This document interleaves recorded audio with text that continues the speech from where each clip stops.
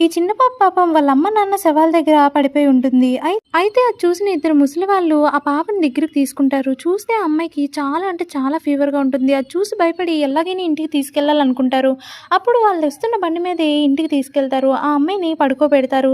పడుకోబెట్టేసరికి ఆ అమ్మాయి కళ్ళు తెరుస్తుంది. హమ్మయ్య! కళ్ళు తెరిసింది అనుకుంటారు. అప్పుడు ఆ అమ్మాయికి ఒక బన్ ముక్కిచ్చి తినమ్మా అని చెప్తారు.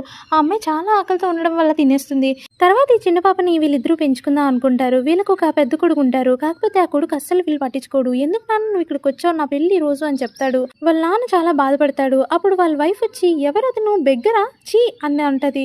దాంతో ఇంకా బాధపడి ఇక్కడ ఉండడం మంచిది కాదని ఆళ్ళ ఇంటికెళ్ళిపోతాడు. తర్వాత ఆ చిన్న పాపని ఎలాగైనా కష్టపడి చదివించాలనుకుంటాడు. ఆ అమ్మాయి చాలా చదువుకొని పెద్ద యూనివర్సిటీలో సీట్ తెచ్చుకుంటుంది. కాకపోతే చూస్తే వాళ్ళ ఫ్యామిలీ ప్రాబ్లమ్స్ చాలా ఎక్కువుంటాయి. అతన్ని కొట్టేస్తారు. కొంచెం కూడా అతనికి డబ్బులివ్వరు. అయితే దాంతో వాళ్ళ నాన్నకి ఎలాగో చెప్పకూడదు. వాళ్ళ నాన్న దగ్గర డబ్బులు లేవని చెప్పి ఆ అమ్మాయి కష్టపడి పని చేద్దాం అనుకుంటది. వాళ్ళు కలిసి తినేసి "నాన్న నేనెళ్ళి కష్టపడి పని చేస్తాను" అని చెప్తుంది. తర్వాత కట్టెలు కొట్టుకుంటుంది. తర్వాత వాళ్ళమ్మ బెడ్‌షీట్లు తీస్తుంటే ఆ రిపోర్ట్ కార్డ్ కనిపిస్తుంది. అది చూస్తారు. చూసిన తర్వాత ఏంటిది మన అమ్మాయిది అని చెప్పి చూస్తే పెద్ద యూనివర్సిటీలో సీట్ వచ్చుంటుంది. అమ్మో! నా కూతురికి ఇంత పెద్ద యూనివర్సిటీలో వచ్చింది సీట్ అని చెప్పి ఆ అమ్మాయితో "నేను కష్టపడి పని చేస్తానమ్మా నువ్వు చదువుకో" అని చెప్తాడు. పార్ట్ 2 కోసం సబ్స్క్రైబ్.